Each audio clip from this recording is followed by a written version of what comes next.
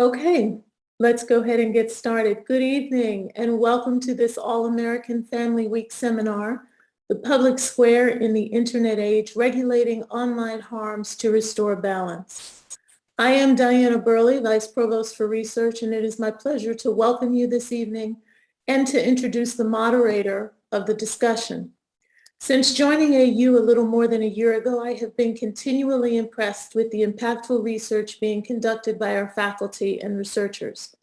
Our change-making faculty members address some of society's most pressing challenges, and they do so in the most AU way possible, across disciplines and through the lens of social equity. Tonight's discussion will be moderated by Professor Gary Korn, who is the director of our Washington College of Law, Technology, Law, and Society program. Professor Korn is a recently retired U.S. Army colonel who is widely recognized as one of the nation's top experts in cyber and national security law. Prior to joining the TLS program, Professor Korn served over 27 years on active duty in the U.S. Army as a military attorney practicing national security law at the highest levels within the Department of Defense. His final 5 years, he served as Staff Judge Advocate, General Counsel to the U.S. Cyber Command. Professor Korn is a frequent and highly sought-after speaker on international and national conferences and has published numerous articles, book chapters, blog posts, including in the American Journal of International Law, the Temple International and Comparative Law Journal, and the Vanderbilt Journal of Transnational Law, and on just security. Among his many degrees, Professor Korn has a JD from the George Washington University, a BA in International Relations from Bucknell, and an LLM from the U.S. Army Judge Advocate General Legal Center. Professor Korn, I am delighted to turn the discussion over to you. Thank you so much. Thanks for the very warm introduction. Lengthier than anybody probably wanted to have to listen to, but glad to be here. Welcome to the participants, my fellow panelists, parents. It's great to be able to spend some time this evening sort of highlighting the work at the university, the incredible talent that serves at the university. And we couldn't have picked a more timely topic. It's a rough day to be at Facebook, I suppose. Right? Things are sort of crashing on the internet for the probably largest social media platform out there. And you know, not that that's any small issue for them to have to work through. They have whistleblowers being grilled on the Hill, kind of bringing forward some pretty disturbing sort of allegations about recognition within the company of the harms that can be attendant to the use of the platforms.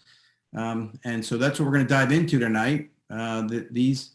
These mediums have burst on the scene, certainly dating myself, but these things didn't exist when I was a student in college, just starting to come onto the scene when I was a student in law school, using the internet as a resource tool. And we all know how much it has changed in the last several decades and impacted almost every aspect of our lives.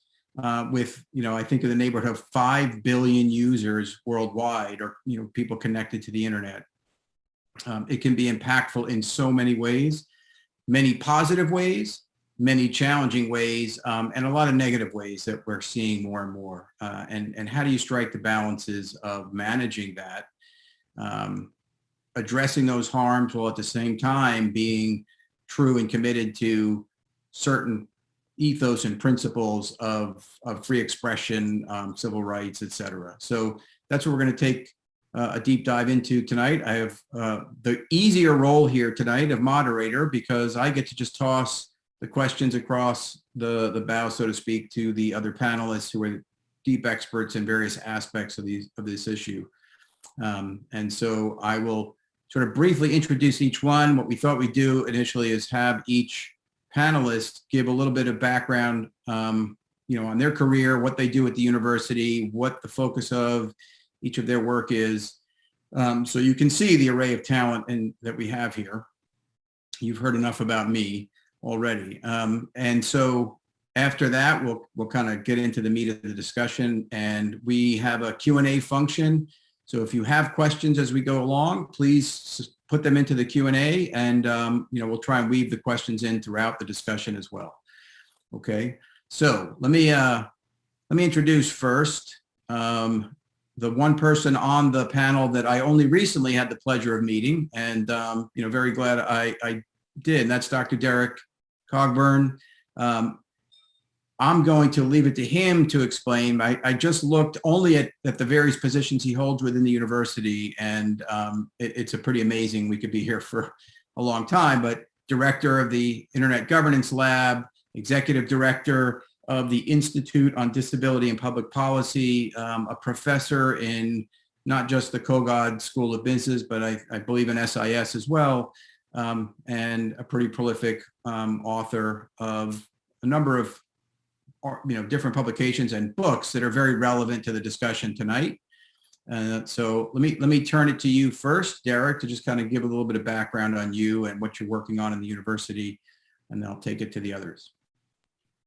Thank you so much, Gary. I really appreciate that. And it was great meeting you, as well as we were able to honor one of our distinguished alumna, Doreen Bogdan, who is now, as you know, nominated by the United States for the Secretary General of the International Telecommunication Union. She currently serves as the director of the Telecommunications Development Bureau, and she's the first person from the U.S. to ever hold that position. And the first woman to ever hold that position. And we were honored that AU could give her the inaugural Technology Policy Changemaker Award. So it was great to be able to see you and Vice Provost Burley and a number of other colleagues there. I think that event really in some ways highlights a lot of what I have done at the university. I've been here for about 12, 13 years now, and have had a very enjoyable career between both the School of International Service and the Kogod School of Business. In the School of International Service, I have worked in the International Communication Program, which has now expanded to intercultural and international communication, as well as the International Development Program. And in the Kogod School of Business, I work in the Information Technology and Analytics Department, which really helps to focus on our data science and analytics thrust at American University. And this has really helped me to find a very comfortable home here at AU, being as interdisciplinary as I am. And you'll see that I will draw on some of these areas as we talk about our substantive issues related to the points for today. But I come out of schools of information, which are highly interdisciplinary. So my first academic appointment was at the University of Michigan in the School of Information, and I moved to Syracuse University to the School of Information as well. And these schools really help computer scientists and engineers, policymakers, even visual scientists and artists come together to be able to look at questions of information and data at various levels of aggregation. And so coming to AU, I was able to, we didn't have a School of Information, and I was able to create this environment where I could draw on faculty and colleagues and students in both of these programs to really create a very powerful and dynamic, I think, thrust for my own work. As you mentioned, I came to AU leading something called COTELCO, which was our collaboration laboratory. For many years, my work has been funded by the National Science Foundation, the Kellogg Foundation, and other sponsored research on distributed collaboration in knowledge work. So we've done a lot of work on collaboratories and the social and technical infrastructure that supports people doing knowledge-oriented work across distances, including transnational advocacy networks. So networks of civil society advocates who want to get involved in global governance and use information technology to facilitate those processes. It was because of that that we created the IDPP, the Institute on Disability and Public Policy, where we created American University's first fully online master's degree focused on persons who were deaf and hard of hearing, blind and visually impaired, and mobility impaired in Southeast Asia, using this kind of infrastructure to enable people all around the world to be able to both teach in the program. So we had people like Ambassador Gallegos from Ecuador, who was the person who convened the task force at the UN to develop the UN Convention on the Rights of Persons with Disabilities, teaching on our AU faculty students in Southeast Asia with disabilities. And so that was really phenomenal. And we were able to bring in a fairly sizable amount of externally funded research to AU because of that program. And several years ago, when our colleague Laura DeNardis came to AU, she, myself, and Nanette Levinson, who have all worked together on internet governance issues, formed the Internet Governance Lab. And then three of us are co-directors of this. And it's been just phenomenal to be able to work with those colleagues, our faculty fellows, our doctoral fellows, and our undergraduate fellows on a range of book projects and funded research from the Hewlett Foundation as we built this Internet Governance Lab here at AU. That's great. Thank you. It's pretty amazing breadth and amount and body of work, and we're going to draw on that this evening. So let me turn to, I'm really proud to introduce a member of my team on the Technology Law and Security Program, Jenna Ruddock. Jenna, we were lucky to hire her as a senior researcher to run one of our projects that we're doing, and she'll kind of detail that out. But Jenna was a recent grad from the law school, Washington College of Law, with an interesting sort of career before she went to law school. But I'll let her kind of detail all that out and talk about the project that she's been doing great work on. Thanks, Gary. I don't know how interesting my background is compared to the rest of the panel, but it has certainly informed a lot of the way that I look even at the work that I'm doing now, although it was a somewhat non-traditional path to law school. So prior to coming to AU, coming to WCL, I worked for a while in the documentary industry, working as a writer and producer. I've always been interested in science and tech, so I kind of carved out a niche on those types of productions, but worked on a broad range of documentary work. But because I've always had an interest in civil liberties, human rights, and advocacy work, I ended up coming to law school, and I was in DC already. And so I'd gotten a chance to see some of the work that was happening at WCL. And so I landed at WCL. And I didn't really know exactly what direction I wanted to go in, and got lucky because WCL has a hugely diverse area of faculty who are just kind of outstanding in a lot of different fields. So I was really fortunate to take classes with a lot of our incredible human rights faculty. And then sort of by accident, because the tech law and security program didn't exist when I started at WCL, I took a class, a small seminar class that was taught by the founder of our program, Jen Daskell, who's temporarily on leave to work with the administration. And she was co-teaching it with Laura DeNardis, who is another director of the Internet Governance Lab. And I was just day one hooked. It was a topical class that dealt with issues in cybersecurity and technology and civil liberties. And it helped me see all of the ways in which the things that I was interested in terms of free expression, human rights, all fit in around the internet, and how by researching this one massive entity, I could touch on all of these different interest areas. So I ran with that, and was fortunate enough that shortly after I graduated, this position opened on the team, and I applied immediately. And it has been quite the time to be working on the project that I'm working on. So the project that I help run for TLS is our regulation of harmful content online project. And the basic premise is that we're all looking at harmful content online. There's a lot of conversations about how the large social media platforms handle this type of content. So the Facebooks, Twitters, and YouTubes of the internet. But less conversation about all of the other organizations and companies that help the internet function.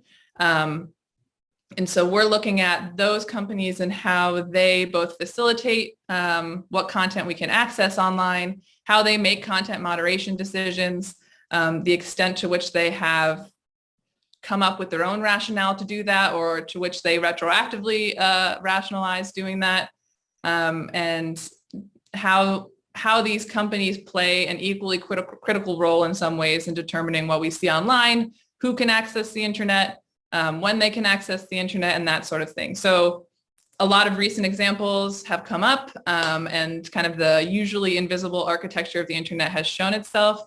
A really prominent example was at the very beginning of this year, after the attack on the Capitol on January 6th. Amazon Web Services pulled Parler, a social media platform, offline. And so it's companies kind of exerting those levers, and our project is saying, who are these companies, trying to help educate the general public, policymakers, about the various actors, what they do, what their role is, and then what influence they can exert over internet access and what content we can see online, and then looking at, should they be involved, if they should be involved, when and how does that play into the larger internet ecosystem, and into larger efforts to combat harmful content online in general. And I've been super fortunate at TLS especially. It's a pretty unique place to be working on this because of how many experts we have across the university who work on different areas of internet governance. And also because of the team that we have been building out at WCL, a couple of other colleagues who work on very related areas of research. So a whole big sounding board that I'm fortunate to have kind of right at my fingertips. And yeah, I think that's all I've got for now. Awesome. Thank you, Jenna.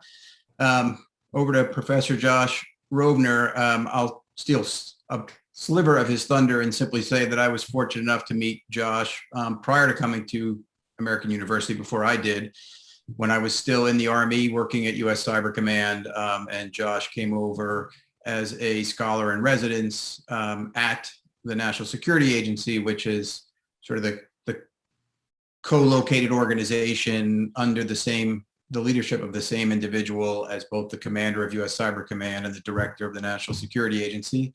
So, when I knew I was coming to AU, I was excited that we could continue to collaborate. So, Josh, over to you. Great. Well, thanks, Gary. And thank you all for being here tonight. I wish we could be here in person. I'll say, for one professor's opinion, it's so nice to be back in the classroom. It is so nice to have students back and have interactions, and the quality of the discussion in class has just been really fantastic. I think there's a lot of pent-up desire for people to debate and to talk and to try out new ideas. And it's great to be back in the classroom, and hopefully soon events like this will also be back in person too.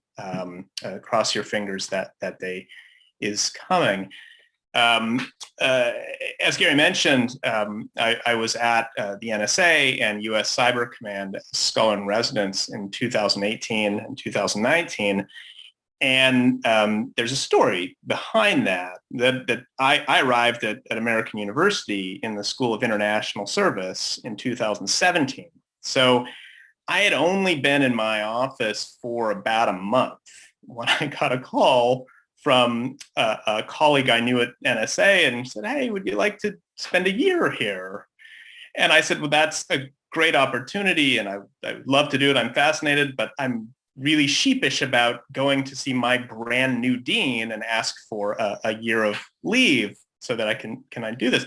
And I wasn't sure what the reaction would be, but the dean was incredibly enthusiastic about that. And it wasn't an accident, because the SIS, the School of International Service, really does stress the idea of service, of the idea that you are learning a lot in the classroom and in your research and in your debates and your conversations, and you should go do something with that. You should apply it to the best of your ability to help produce better policy or better outcomes in the United States and around the world. Right. And so I was incredibly gratified, and it kind of reinforced to me that I made a good decision to come to SIS in the first place. So I am a professor at SIS. I am also a co-director of the Center for Security, Innovation, and New Technology. which is a center that AU stood up just a few years ago, and a multidisciplinary center. And we look at all aspects of emerging technology and the implications for national security, for international security, and for human security, how new technologies affect individuals' daily lives and their own safety, again, in the United States and around the world. My own background, I'm a political scientist by training. My research is on intelligence and strategy, and I teach courses at SIS on intelligence and strategic theory and cybersecurity and a host of other subjects as well. So again, great to be here. The timing couldn't be better, as Gary mentioned, with all of the news of the last 2 days, and look forward to diving in. Awesome, thank you. So yeah, let's kind of get into the discussion now. Part of it is I always, let me say that I come at this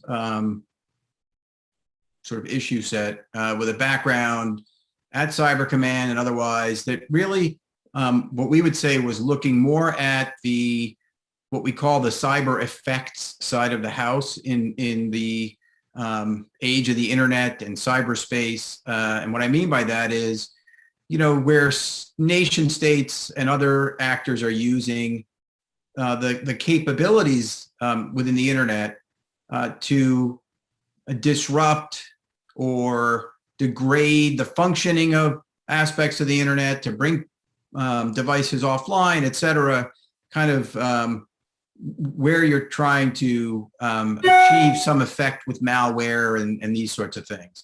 And it's amazing. Sometimes there's nothing new under the sun. Now we're sort of pivoting really hard and almost playing catch up as if there's a new phenomena called harmful influence and information and disinformation. But that's really not anything new.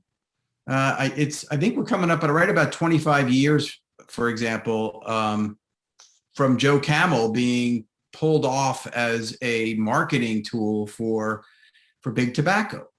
And, it ultimately, under a lot of pressure, the FTC came out with rulings saying that it violated federal law to be advertising in a way that was meant to essentially hook children, and lawsuits, et cetera. On the other side of that coin, there's been pushback over time, and courts have actually, to some degree, defended economic speech of advertising in the tobacco space. So you have these tensions there.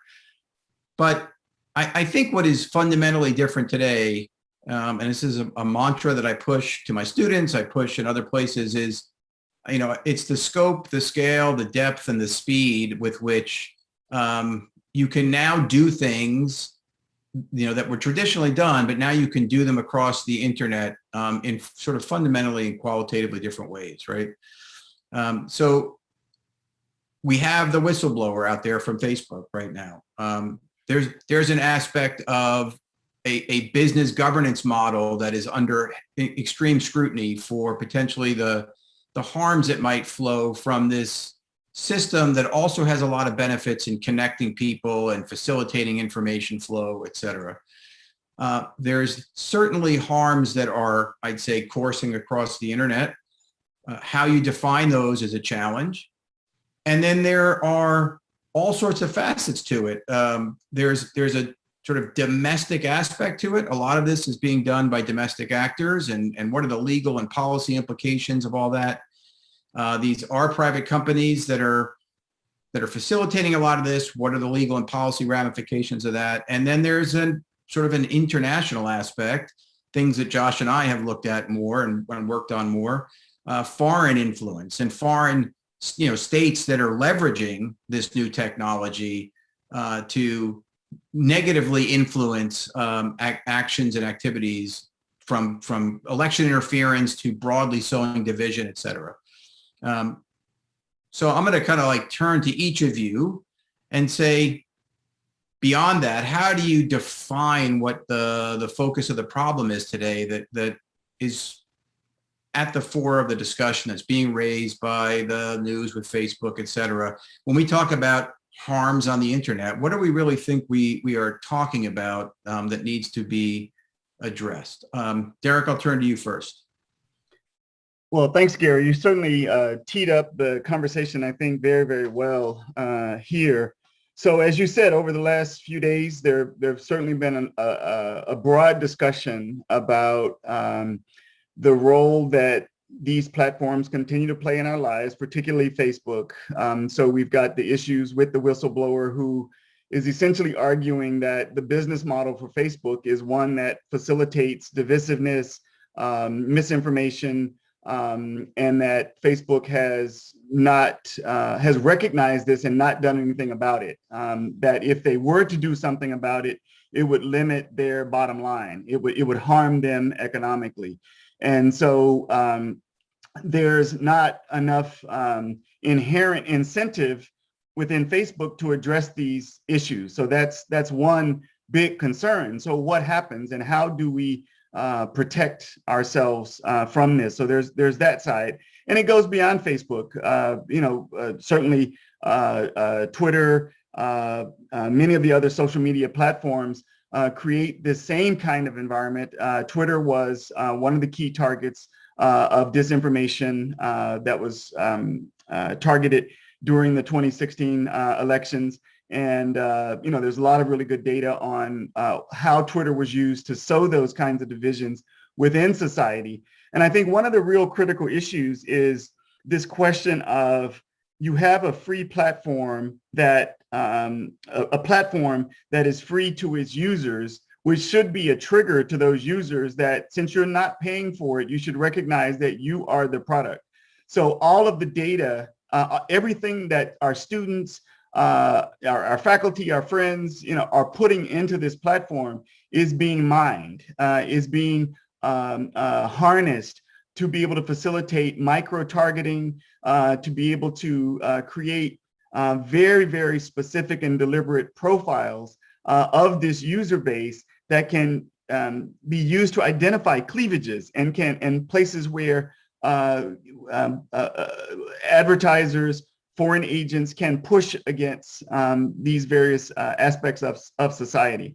And it's a disturbing trend. I'll stop there, but it is a disturbing trend for us in terms of what we're facing with the continued use of these platforms. And yesterday with Facebook, Instagram, WhatsApp all going down was one of these examples of now you realize how much we're relying on these communication platforms, and even how much Facebook was relying on it to try to address the problem. They lost many of the tools that they could use to address the problem because they also went down as well.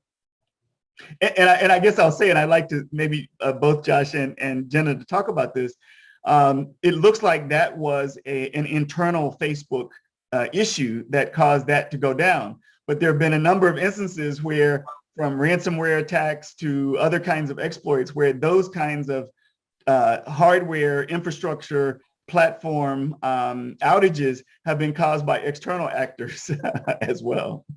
Yeah, the story's unfolding right now as to what really happened with Facebook. And it I guess the initial indicators are that some configuration, server configuration or misconfiguration issue was at the heart of this. And it was pretty broadly impactful, which certainly goes to show the interdependencies of all of these systems in the broader internet structure, and where weak links can have devastating and cascading effects. We can certainly come back to that from a question of how do we start treating ransomware and these other things from law enforcement to national security.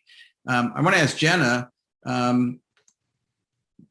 For one thing, as Derrick mentioned, there's not just Facebook. There's lots of social media platforms that are part of this discussion. But again, kind of back to your project, that has been the primary focus, and it's a corporate governance kind of question. It's a corporate, ethics kind of question, and then it's a question now: should there be regulation or not of any of these entities? But your research is saying that perhaps there are other points along the way or other actors or players in this interconnected ecosystem, information environment where there might be responsibilities to also take action. Maybe you could tease that out a little bit. Yeah, absolutely. I think Facebook, although it's a pretty unique case, I think what happened and the fact that even folks who are experts in this field are still trying to figure out from a distance what happened really illustrates the extent to which both deliberate action and also accidental failures, human or machine, in the lower areas of what most people refer to as the internet stack or the internet ecosystem is how we describe it in our research, how they can have huge kind of ripple effects on the internet as a whole. And obviously, some of the most prominent things that people use the internet for, including platforms like Facebook, Gmail, we use it most often to email people, to keep in touch with family and friends, but also for really critical services and the internet and internet connectivity, and even specifically access to certain platforms for a lot of people can be a lifeline. It can be the difference between someone accessing medical care or not. It allows organizers to communicate and to organize things like mutual aid, which are critical for communities. And so when you see things like what happened with Facebook yesterday, you start to see how all of these kind of functions that underlie that are the technical architecture of the internet are really critical and less understood because they're less visible, which also creates issues for accountability and transparency, which is what you've been seeing driving a lot of the attention towards platforms like YouTube and Facebook. It's because people are taking what they can see and calling for greater accountability. And then we're also getting more of a sense of all of the things that we can't see behind the scenes and how the company is making decisions that then affect a whole bunch of people and what we can access on what is now a pretty critical utility for most of us. And these infrastructure companies, they range from really well-known names like Amazon and Google to companies that provide huge swaths of the internet with service, but most people aren't really household names. So companies like Akamai or Cloudflare are really well-known kind of in tech and tech policy circles, but less well-known to people who rely on them every day to get online, to contact friends, to do all the things that we do on the internet. But all of that kind of support infrastructure we don't really see and largely take for granted. Speaking for myself on a day-to-day basis, you hope it works until it doesn't, or until one of those actors chooses to act. And just like these kind of accidental failures can have pretty broad collateral effects, we've also seen that when these companies choose to act deliberately in order to remove harmful content, they don't have as fine-tuned of tools as the platforms do.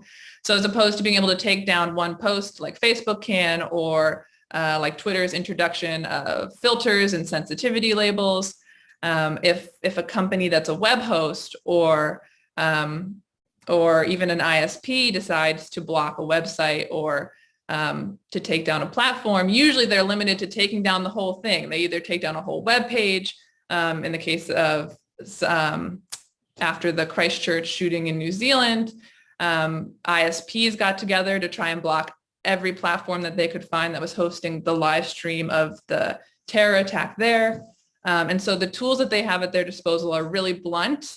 And so there are a lot of questions about when those should be used. And those questions are often raised by inaction by the social media platforms. So what happens when these platforms don't act? Or what happens when these platforms do act and then communities that are creating harmful content and engaging in harmful behaviors kind of pick up and move off into the open web, because it's hard to, I don't think most people really think about it. At least I don't sometimes. There's a whole internet besides Facebook, YouTube, and Twitter that offers a whole lot of places for people to congregate, for people to kind of seek refuge when they're kicked off of other platforms. And those places continue to exist, and our points of leverage in terms of calling for accountability and harm reduction are fewer. So it's for our project, our focus is to just kind of get the get a more holistic picture of the ecosystem and how players are interacting and what the potential collateral consequences are, and try to find that balance between taking down content that is harmful or regulating companies in a way that incentivizes them to remove harmful content and not incentivizing them to over remove content or to be over cautious and take legitimate content offline. Since a lot of the stuff that we're talking about is in the gray area of not illegal content or not explicitly illegal content, but still can cause some real harm, both in interactions on the internet and can spill over into physical space, as we've unfortunately seen this year. So. And we'll come back to this part of the discussion. I mean, even with the social media platforms, they may have some more refined tools, but given the number of users, anytime you try to regulate anything at any level, you always have this tension or this dual problem of over breadth in regulation and under inclusion in regulation. You're never going to get it perfectly right. And so you try hard, if you're doing the right thing, to find the sweet spot.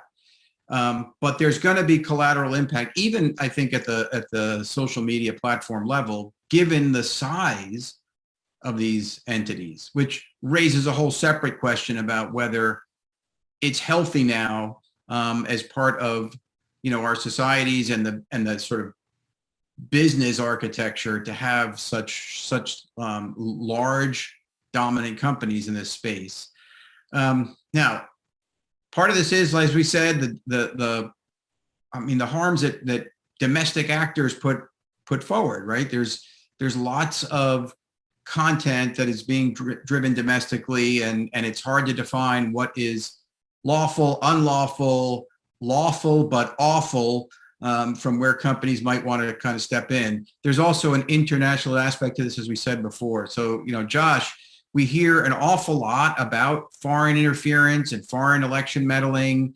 What are we really talking about when this issue comes up and in this aspect of it? Sure. Well, we're talking about a lot of things, and we tend to lump them all together under this word meddling.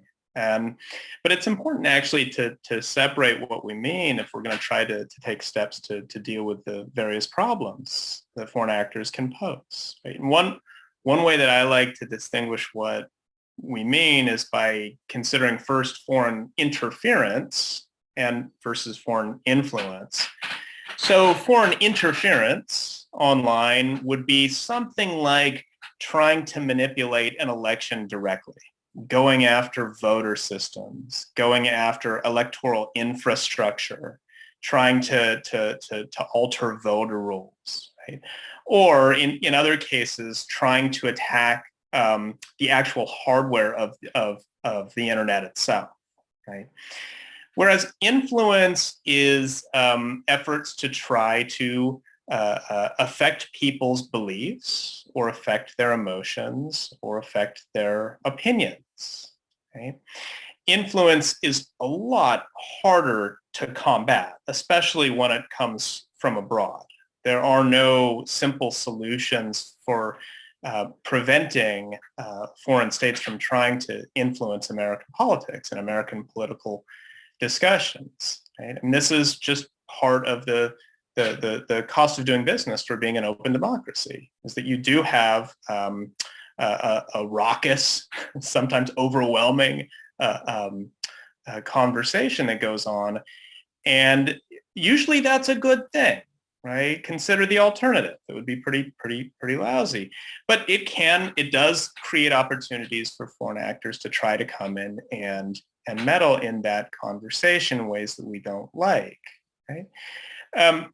What does that kind of influence mean? Well, sometimes it's out in the open, right? Foreign countries are always trying to influence American opinion through overt public diplomacy, right? And sometimes through propaganda and through lobbying. Again, these are all legal, open, overt foreign actions to exert influence. And then there's the covert influence campaigns, These are cases in which foreign actors try in some way or another to manipulate American conversations without anybody knowing that it's them doing the manipulation, right? Trying to cover their tracks. And, beginning in 2016, really this became a hot topic of conversation because there were studies of what appeared to be foreign actors mimicking American citizens on Facebook and Twitter online, pretending to be people that they weren't, and trying to whip up controversy and alienate groups and sow divisions in the American political discourse around the 2016 election. This is a lot harder to stop. Right? This is inherently tricky to do because not only is it cheap from a foreign actor's perspective, this is pretty easy to do and pretty cheap to do, but serious efforts to prevent foreign influence inherently risk First Amendment violations. And this is something that we've been trying to square up with directly. I'm not a lawyer, unlike some of my esteemed colleagues here.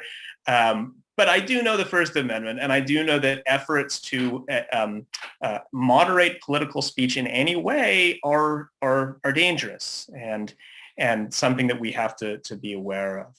So there's kind of a good news, bad news story. The good news is that it is possible to defend against foreign interference, right?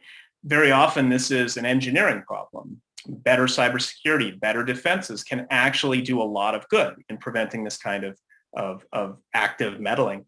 The bad news is it's a lot harder to deal with influence campaigns, and that requires a lot of creativity.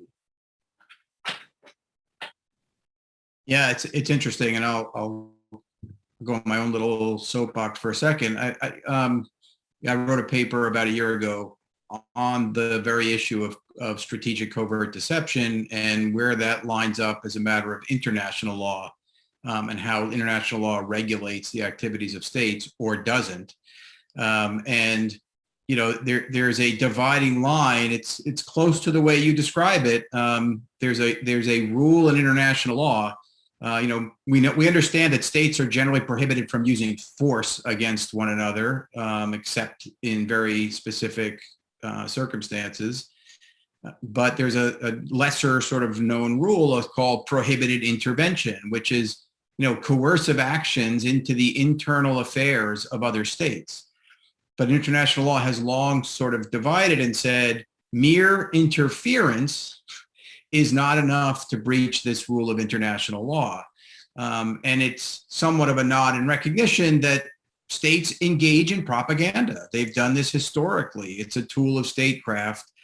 But again, we're getting to a point where the nature of this, the scope, scale, the depth, the speed is kind of changing how we're thinking about these things. If you go back in I think it was the 1980s, Josh, you may know and can correct me, but Operation Infection, right? This was a Soviet Union influence operation, a covert influence operation, where they planted stories in sort of favorable left-leaning outlets in outlier states, seeded those, cultivated them till they got started picked up and got by larger media. And ultimately, this story, which was the story that the AIDS virus was something that the US government developed to harm its own African-American population, right? And it germinated, it landed in the US, but it took an extremely long time. Now, with these capabilities, you can do that almost instantaneously. But where do you draw lines? How do you regulate this? You're absolutely right. There's a First Amendment component to that. At first blush, you say, wait a minute, if Vladimir Putin is putting out disinformation targeting the United States and trying to sow division, what First Amendment right does Vladimir Putin exercise? And the answer is none.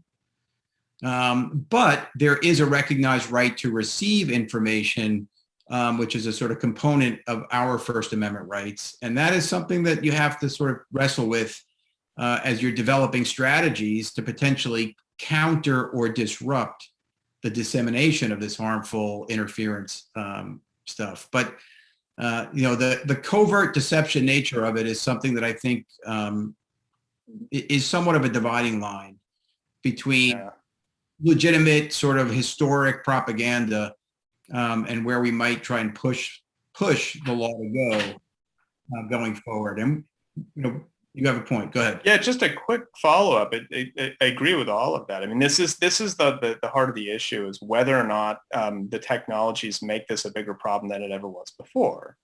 Right? We've had covert influence campaigns going back forever. The Soviet Union did it from the start of its existence, right? And they were called active measures in the Cold War.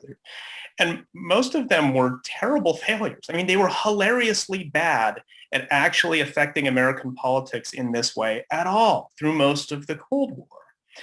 The issue that some people are raising today is, as you mentioned, the problem that they had in the Cold War, it was really hard to get that seed planted and have it disseminate widely. Whereas now you have this tool called social media, which allows you to plant ideas and have them disseminate almost immediately in lots of ways. The thing that makes me a little bit more sanguine about this is that as these tools have become available to foreign actors, well, they're doing it, it's easier to do, but the pool of communications is also getting much, much bigger. The issue is the denominator, right? It's one thing to plant a seed and to make some argument, to generate controversy in a foreign country when there are a handful of newspapers and TV networks, right? But take a look at social media in the United States today. It's unbelievably sprawling, and it's this constant cacophony of noise, right? I can't remember what was on Twitter a half an hour ago, right? And neither can most people, I suspect. So yes, foreign actors can get in and launch information operations, but they're doing it in a much more crowded information space. And this is going to I think, limit their effectiveness. Right? But so if I can just come in for one second there, Josh, I think one of the interesting things that really talks about the difference of this period, I would say two areas. One is data and the other is mobility. So one of the things that's happening is, you said, you can't remember what was on Twitter 2 hours ago, but Twitter remembers, right? So Twitter has all of this data. Facebook has all of this data about every single thing every single user is doing constantly. So everything that they're posting, everything that they're liking, everything that they're disliking, the text comments that they make, the preferences that they put into place, all of that is captured and used for predictive analytics to try to decide how to influence a person. And so when you get into this idea of micro-targeting, there's so much more data that's available to push on those cleavages, to be able to sort of identify where to make a big impact. And that was one of the reasons I think that the Cambridge Analytica issue was so powerful in the sense, and it goes back to one of the solutions. I think, several people have talked about what can be done about this and the danger of overreach in terms of regulation. But there's really, at one level, it has to be a personal awareness raising campaign. The individual has to be better trained to be consumers, to be critical consumers. So with Cambridge Analytica, one of the things that happened is, and people do this all the time, they're on Facebook and they're answering some silly little questionnaire, asking all kinds of details about you and your personal life and what you like and so forth. And you think it's fun to sort of put this in. And you're creating all this data to be analyzed about you. And in aggregate, that then becomes a resource that in that case, foreign actors were able to use to be able to do this kind of micro-targeting. So it's that individual training, the critical consumer. I think that's one of the key elements to combat this. Absolutely, one of the key elements. Just our own level of sort of civic education and everything else. But I'm just not sure that that is going to be sufficient to overcome the power of this. And, I'm glad you stepped in. I was going to come to you, Derrick, because one of the challenges here, I think, I was listening to some discussion today on the news, and I felt really good because it was a little self-validating. I was saying before the Wall Street Journal articles published, et cetera, that there seems to be a sort of tobacco moment on the horizon, right? I go back to Joe Camel in the sense of, this is certainly what the whistleblower is saying. Whether it's 100% right, time will tell. There's a lot of good people at these companies that are trying hard to do the right thing in a very complex environment with a lot of competing interests. But what the whistleblower is saying is the structure, right? Here's a confession, dangerous confession for me. I'm from New York, but I'm a Dallas Cowboys fan. Okay, I'm in good stead at the moment, but I'm a Cowboys fan. But how does Facebook know that I'm a Cowboys fan? Because they're constantly pushing me stuff on my feed about the Dallas Cowboys for exactly the reason you're saying, because of the collection of the data, but not just that. There's an algorithmic question there about driving people into sort of information tunnels, right? Which is, it's not the sole aspect of the problem, but it's certainly, I think, a major contributing factor. And so I will come to you with this question. I mean, that just raises really, really challenging and profound questions about whether and how to regulate that. An environment where those social media companies have been pretty protected. Jenna can come back and talk about Section 230 and how that impacts. But from a business perspective, what should we be thinking of this? Well, I think, that's one of the key challenges. You really put your finger on this, and it's there is this stickiness that Facebook is trying to create, as well as the other platforms. And I think Facebook has done it probably better than any of the others. The amount of time that users spend on Facebook, active users spend on Facebook, is enormous. And that benefits Facebook tremendously. The more time they can get you to stay on their platform, following down, rabbit holes and filling out questionnaires and looking at somebody's profile, the more they can keep you stuck there, the more they benefit, the more data that's created about you, and the ways in which that can be exploited. And I think that that gets exacerbated by mobile devices. We all have these mobile devices that we carry around with us, that now the mobile Facebook platforms that let us capture, all of these, additional moments that we have when we have free time and so forth.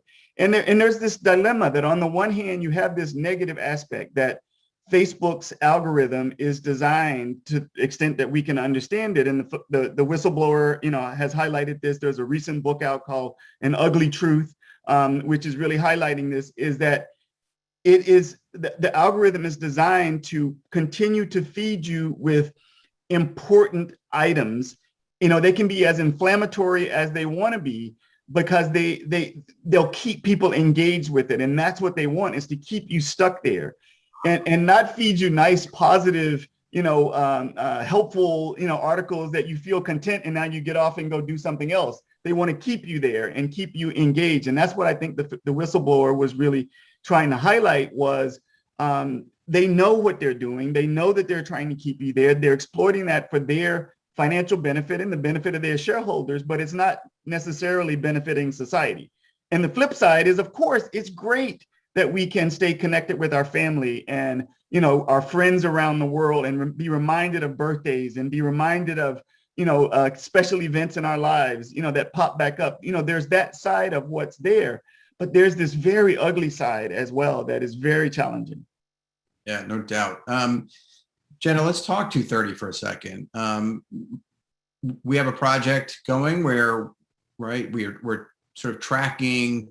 There's been any number of initiatives on the Hill, legislative proposals, discussions about amending Section 230 of the Communications Decency Act. Can you describe quickly what 230 is? And it is creating a protective environment for these companies, at least to this point, right? Yeah, so Section 230 is essentially a provision that ensures that social media platforms and other intermediaries online aren't held liable for things that third parties like users post. It's been called the 26 words that created the internet, and is arguably responsible for kind of creating the environment in which a lot of these platforms have been able to grow and thrive. It has become a bit of a hot button in terms of people looking at it as a way to maybe if you open up liabilities for these companies for the bad things that are posted on their platforms, then there will be an incentive for them to do better in terms of taking that harmful content offline proactively. And then, I mean, there are a lot of ways that folks are trying to reform 230 that's focused on specific types of content. Folks are looking at it in terms of content that is specifically amplified by an algorithm. So they're trying to go after algorithmic models. There are a bunch of different strategies that are being taken to amend or fully repeal, in some cases, Section 230. But I think going back to what was just being discussed, there's still these powerful underlying incentives, and the business model is to keep people engaged. And how do you do that? And to what extent is holding these companies accountable for information or that gets posted onto their services really going to get them to change their business model? Because at the end, they're massive corporations. And so I think you can't grapple with the company's speech policies and the ways in which they approach harmful content or the ways in which they articulate what types of content they find harmful if you're not also talking about concentrations of market power and what the business models are, and how concentrations of power within the internet infrastructure and also on the platform level really prevents viable alternatives from being created and proposed, and which then further traps users on. There aren't a lot of real alternatives, user-friendly alternatives to platforms like Facebook and Twitter. You know, there are a lot that are coming up that are great new platforms that people use, but my grandma is not going to go and be able to use them, and probably most of my older relatives. And so, and they're a huge contingent on social media like Instagram and Facebook. And so just because people's technical literacy or shouldn't be trapping them on platforms that are particularly detrimental to them, or I think it's a lot more about creating viable alternatives, looking at the business models, looking at the concentration of market power. Kind of the whole theme of our project, I guess, is widening the scope of the inquiry. And I think it's really a more holistic picture, because it's not just about how these companies define harmful content and what actions they take or don't to take it down, but it's all of the incentives around it. I think the point about kind of media literacy and political education is huge. And then I think on top of that, I think even as someone who mostly grew up with the internet, it's still virtually impossible for me to get around how much personal data I've put out in the world. And I'm a pretty privacy conscious person, and I know how most of this tech works. And even still, I'm just aware of how much I put out, how much I don't even think about putting out half of the time. And I only started becoming aware of this stuff maybe in the last decade, which I think is true for most people. And at that point, more than half of my life was already on the internet. So how do you, especially for younger generations coming up, I think there's a lot of kind of grappling to be dealt with in terms of they've put a lot of personal information online. How do they kind of reconcile already being so exposed to these companies with their desire to demand more privacy, demand more control over their data? And then how does the kind of the corporate culture within a lot of these companies that keeps a lot of this information behind closed doors, that prevents researchers from having access to it, which then prevents civil society from being able to design potential solutions and for really holding these companies accountable. How does that lack of access to information about how our data is even being used, manipulated, and all of that, how does that not, what do we need to do to empower us to actually hold companies accountable? I'm not sure that the Section 230 reform conversation has gotten there yet, because it's really focused on this one provision of law that, while it definitely was important in the internet becoming what it is, the internet isn't just in the cloud. It's all of society. It's tied into essential services. It's affects how we act, and we affect how it acts. And yeah, I mean, it's just a big tangled web. The powerful forcing function, and there's a reason why there's such a hard fight to keep that liability shield in place. But having traveled fairly extensively around the world, there's we have our own internal debates about reforming tort law and all the problems with over litigation. But I've been in places where, a robust tort litigation system would actually, I think, improve a lot of infrastructure and all sorts of, risks that people live daily with in other places. So it's an interesting discussion to think about. But I also, and I'm going to butcher this because I don't remember exactly, but, when originally, prior to, I think, the advent of the social media companies, the internet was almost like a globally connected Dewey Decimal System library where everybody did their own sort of independent research. You kind of weed through things and come to your own conclusions, and it's been inverted. Like the models become inverted, and that power has been taken away. And to your point, Jenna, we need to empower ourselves as citizens, but one of the challenges is we don't have necessarily the data we need. There's not the transparency. And we're signing up to terms of service with all these things that none of us understand or read, even the geekhead lawyers on the Zoom call. We all click through for the benefit of using this. Josh, so, this infrastructure is something that adversaries have definitely seized on. To your point earlier, it's low cost, it's low barrier to sort of entry into this information conflict space. And there's a reason why they're putting effort and resources and time and taking on some risk to do this. They think it's bearing fruit or will bear fruit. Is there a way to deter this type of activity by nation states, certainly, or other malicious actors out there?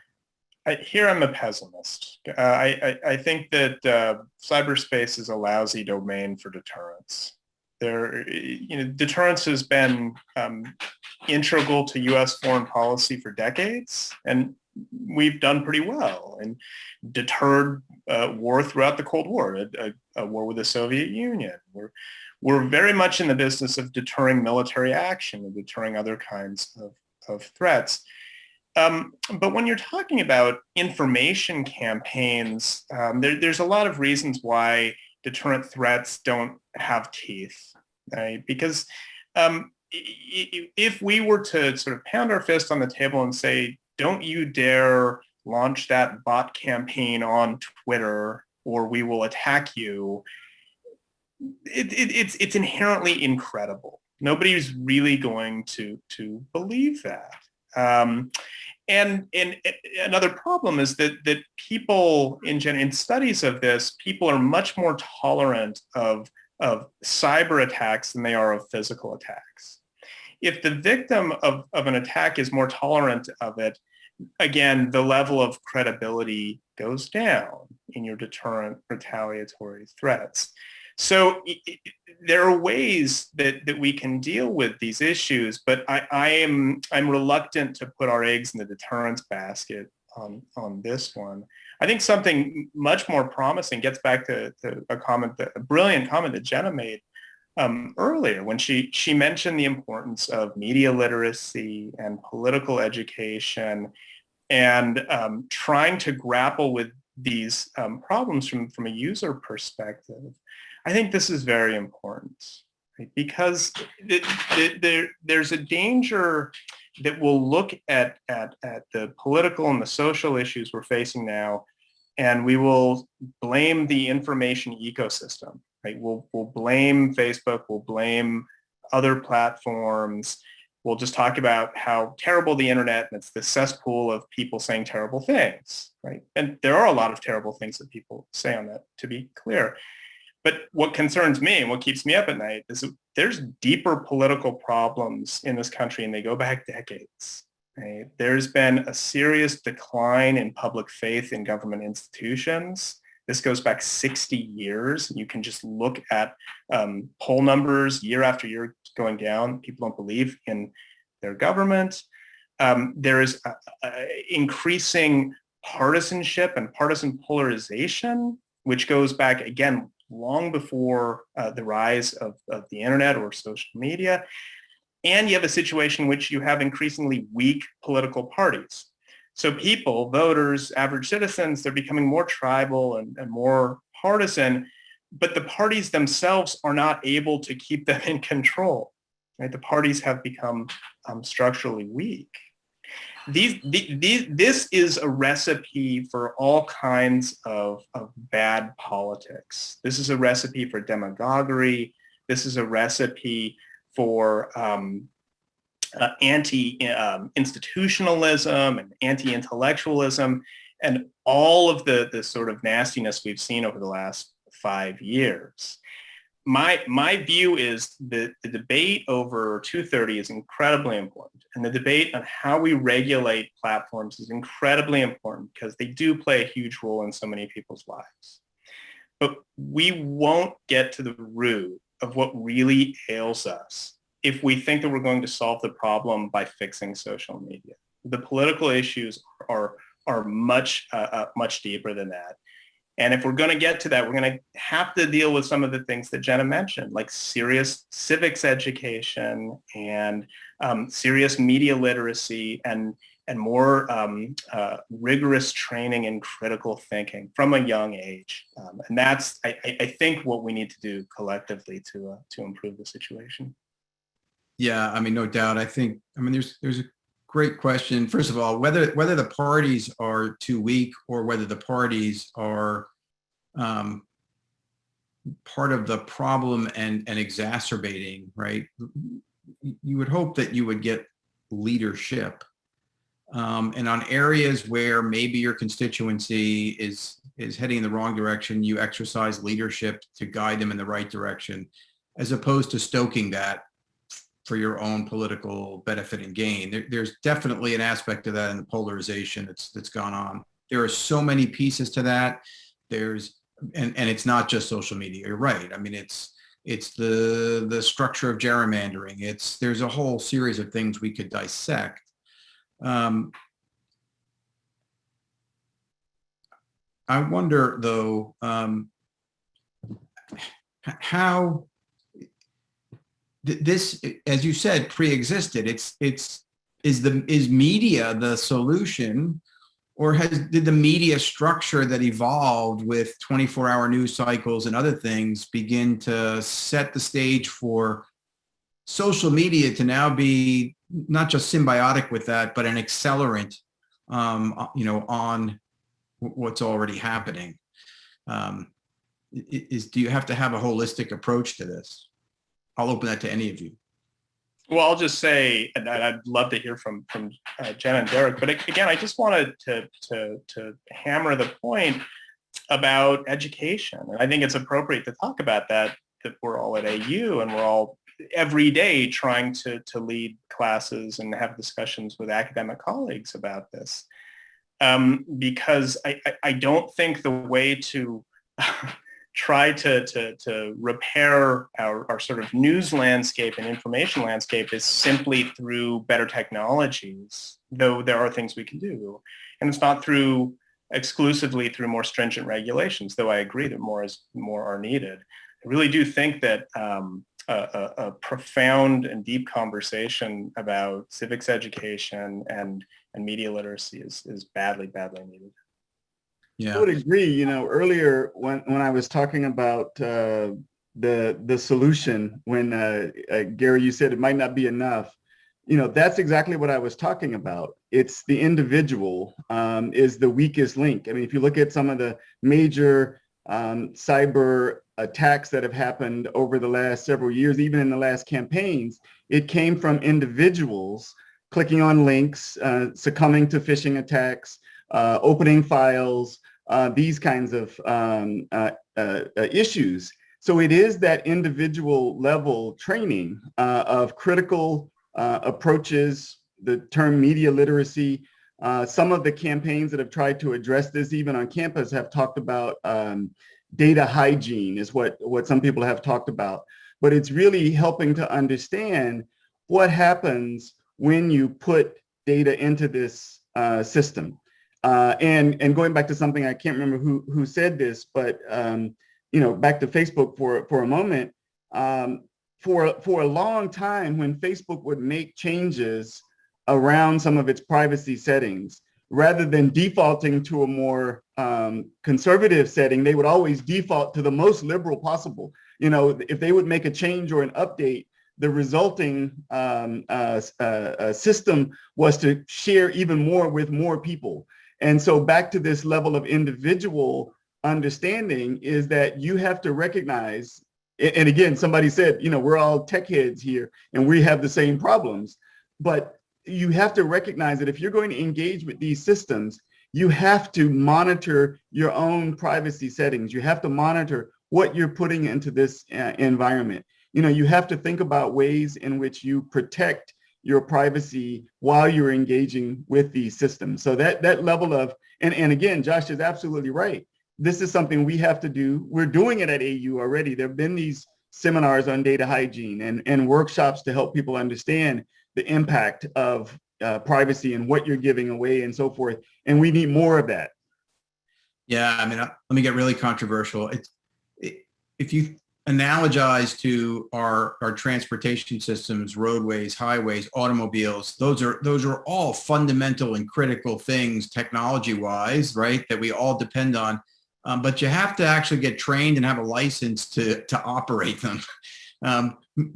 Maybe we should have a little bit of a requirement for that. Let me ask, there's a question from the audience, from an SIS alum. How do you think the internet has contributed to global cybersecurity?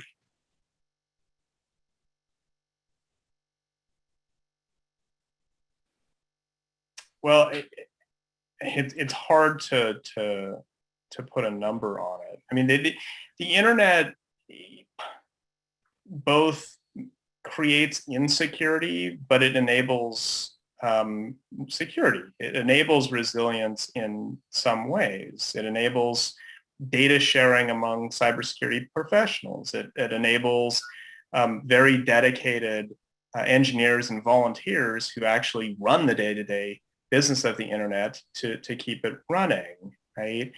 And I've been, although the last 2 years have been very, very hard, I've been reassured by the sort of resiliency and the strength of the internet globally.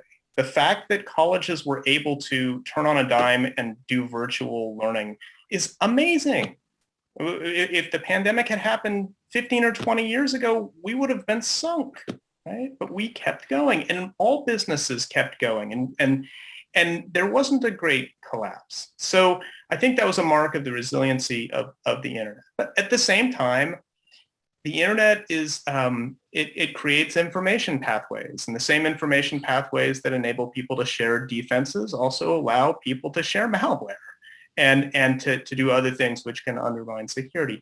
So I would, it's a great question. I would be hard pressed to give a simple answer, but I'll just say it's an ongoing sort of balance of whether or not cybersecurity sort of has the edge over people who would exploit the internet.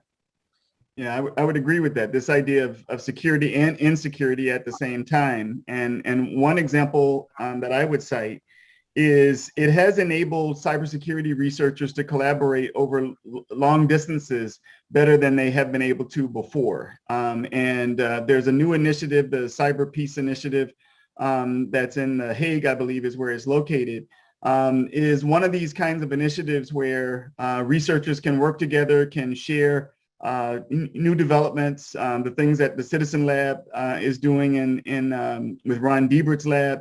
The ability to work around the world as individuals and research teams is really helpful in trying to combat cybersecurity, even though, as Joshua just said, it helps to fuel insecurity as well. So it's both sides to the same question.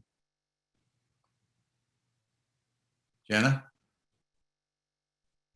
Infrastructure. I was gonna say, Gary knows that cybersecurity is not necessarily my wheelhouse. So I will leave that to the actual experts on this panel. Well, I'm going to then tap you for a different question. Not going to leave you off the hook. I think I haven't been following closely as I probably should, but we know former President Trump is suing Twitter at the moment for reinstatement of his account.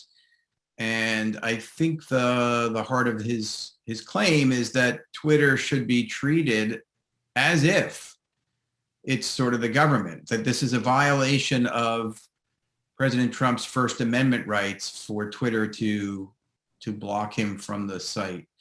What do we think of that argument, Jenna? I think lawyers will quickly say that's not going to carry the day. But there is a more difficult, broader discussion to your points earlier about sort of the power of these entities and these companies. Facebook has income that dwarfs the gross domestic product of most states, and the power and influence. What's the sort of free expression discussion there? What rights should people have in that regard when they're engaging with and using these services or products that these companies are offering? Yeah, so I think the whole debate around Trump's Twitter account started a really interesting kind of public discussion about, is there a public forum on the internet where you have First Amendment rights, freedom of speech rights guaranteed? I think what it came down to initially in terms of this was brought up in regards to the, Trump blocking people from being able to see his Twitter feed. So there was a question not of only him being able to post, but if the president of the United States is posting something, does he have any right to block individual citizens from being able to see that content and from being able to respond to it? And so there was a question over to what extent is part of Twitter, in that case, a public forum where those rights are really protected. I mean, at the end of the day, we're talking, this is partially a function of how the internet is governed, and that is largely by private companies. So this conversation about, is there a real public square on the internet, I think at the moment is always going to be no, because you have these corporations that have their own free speech rights, do not have First Amendment obligations vis-a-vis the user. And so in terms of the legal framework that we have right now, I don't think that argument is going to hold a lot of water, but there are some really smart people who are working on the idea of a public interest internet where you would have more kind of places and platforms that are genuinely designed to be public squares, not forums operated by private companies that have their own terms of service, can modify those terms of service, can implement them differently for different users, as we've learned that Facebook was doing, and where community standards can really more genuinely be set by the community. And so I think this kind of goes to show one of the kind of things that our project really hits on is that a lot of people discuss internet infrastructure as solely kind of a technical supporting mechanism, kind of an inherently neutral place and service, a set of services. But really design decisions are virtually all political. And kind of to Derrick's point about when Facebook would change its privacy settings, it's a decision. It's a decision to change the privacy settings first of all, and then it's a decision to not inform your users about them. So even though the decision in both places might be to not really take any action, so to not push out an alert to users, that absence of a decision is still in and of itself political. And in the same way, the early development of the internet continuing today, the decision to allow private companies to operate these huge platforms, that is also, you see that fallout in terms of power dynamics and in terms of what kind of fundamental rights we have on the internet and what legal mechanisms we currently have to protect it. I think it's also interesting that First Amendment doctrine has been developed over an extremely long period of time compared to the lifespan of the social media platforms. So there's also a lot of catching up to be done, I think. Yeah. I can just add one little thing to what Jenna was just saying. Jenna, one of the interesting models that I think you might be talking about is some folks are looking at the Corporation for Public Broadcasting as kind of an institutional model for creating infrastructure that is more public in nature rather than private in nature.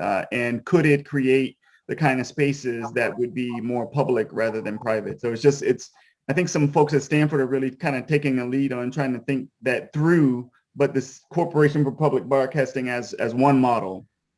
Yeah, that's really interesting.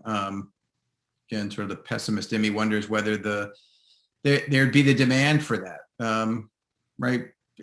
Where are the eyeballs just on sort of news platforms? Eyeballs tend to go to where the news is saying what you want to hear, not, this is a much more basic level education question that we have to get after. But yeah, to your point, Jenna, usually technologists, they'll say, I can build you whatever you want. Tell me what it is you want. It's the what you want that matters and how in the design of what's built. And I also think something that's left out of the conversation a lot is just kind of who is making those decisions and who is in the room, which throughout the history of the internet has been a very small demographic of people. And even now, when you talk about harms on the internet, the groups that are most likely to be affected by harassment and harmful content online are groups that are also marginalized off the internet. So it's more likely to be people of color. It's more likely to be LGBTQ identified individuals. It's more likely to be women and femme identified individuals who are also historically underrepresented, not just in tech and tech policy, but also in the decision-making that actually builds the fundamental architecture. And so what impact has that had, and how has that kind of changed the reality that we're dealing with right now? And how can we change that going forward, and what impact that could have? Yeah, and to the point of who's making the decisions, Josh, there's been a number of efforts, at least again, back on that, how we manage the cybersecurity side of the house in the United Nations group of governmental experts, and trying to develop norms of acceptable or responsible state behavior in the use of internet information and telecommunications technology. Do you think there's space here, just from a sort of an international relations, political science perspective? Is there space here for states to start coming together to put some structure and boundaries to this environment? So norms are very important in international relations, and norms can and have constrained how states behave. States don't always behave badly. International politics is not always a dog-eat-dog world, and where everybody's just being as Machiavellian as they can be. So norms can have an impact and constrain their behavior. The problem is that norms take a long time to take hold. And regarding other norms that we're familiar with today, they take decades to really have weight, sometimes centuries to really have weight. And the best, at least from my perspective, the best research on norms suggests that they don't come from sort of formal gatherings in which diplomats show up at a place and decide how they're going to behave. Instead, norms often develop out of self-interest, that states compete in the world and they cross certain lines, and after a certain point, they figure out that crossing those lines doesn't actually help them, right? And so over time, a norm against certain behaviors will develop. Just by way of example, the norm against political assassination, right? Political assassination was very common in international politics up until the 16th century. And then over time, it starts to fade, right? And it gets to the point to where the idea of assassinating one's rival leader as a tool of statecraft is kind of unacceptable to most states most of the time. It's just wrong. But that didn't happen overnight, and that didn't happen because there was a formal gathering to outlaw such a behavior. It took centuries of interaction, and centuries of leaders thinking, if I continue to target my rivals, they might target me, and I don't want that to happen. So I wish it was as easy as saying, if we could just get the GGE together and get diplomats in the same room and they could iron out what's acceptable and unacceptable conduct, and we would have norms of good behavior in cyberspace. Unfortunately, I don't think that that's going to happen. And I think that that's why people have been so frustrated over the last really 20 years now with the slow progress of this through the UN.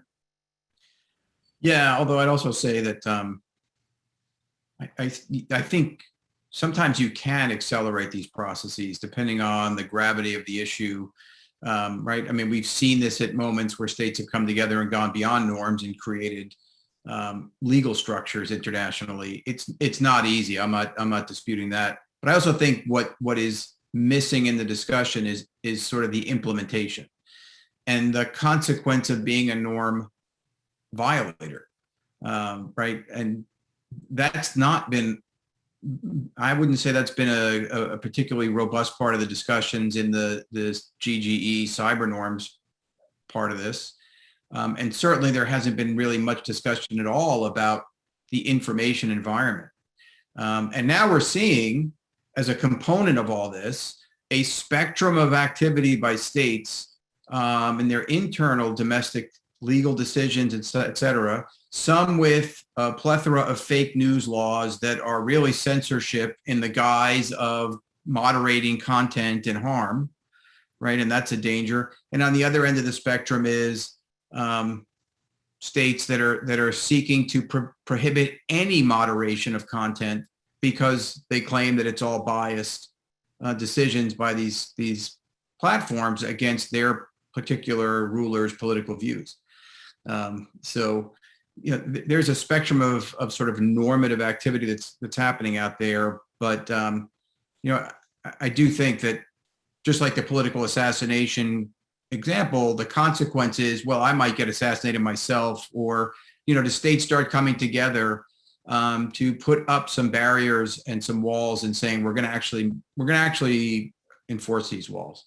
I mean, but there might be a point when our current crop of AU undergraduates are grandparents someday, right? I can imagine a future 50 years from now in which states have done a lot of mischief in the internet, and they've done a lot of bad experiments in terms of offensive cyberspace operations and influence campaigns and data localization efforts, right? And there might come a time down the road where they figure out that that's really not in their benefit, right? But it's going to take a lot of experience and a lot of hard learning and a lot of interaction and competition for that to flesh out, right? So it might be that we are looking at a very optimistic future, but it's probably going to take a while to get there. Yeah, I'd like to. Go ahead, Derrick. If I could just add one quick thing, I think we could have a lot of really good conversations about this and about the extent to which norms can be accelerated through different types of processes. But if you go back to this cyber peace initiative that I mentioned a moment ago, the goal is really to think about a kind of a cyber Geneva Convention, so to speak. So if you look at the way the Geneva Convention has, created a set of norms that are more or less upheld, somewhat less recently, I think, but This Cyber Peace initiative is designed to say in the world that we're currently living in, are there certain rights that citizens have to be protected against cyber attacks, to be protected against their data being stolen, to be protected against, a whole range of these kinds of things, and what can be done to facilitate that and to try to promote that as a norm. So Microsoft has been, kind of at the forefront of promoting that, but a number of other companies and organizations have chipped in pretty sizable amounts to try to move the needle on thinking about that as a norm. Yeah. Well, that is a long discussion, perhaps for another day. I think we are at time. Diana, you can correct me if I'm wrong. You are perfectly at time, and I just want to thank you all for an incredibly engaging discussion, giving us lots to think about. Clearly, we need to have another session and bring you all back. Perhaps next time we can do it in person, but I want to thank you. I want to thank the audience and let you know that there is another discussion tomorrow, same time, same place, although I suspect the link is different, but we will be talking about the various ways that researchers across campus are engaging in anti-racist work across many different disciplines. So thank you, and everybody have a good night.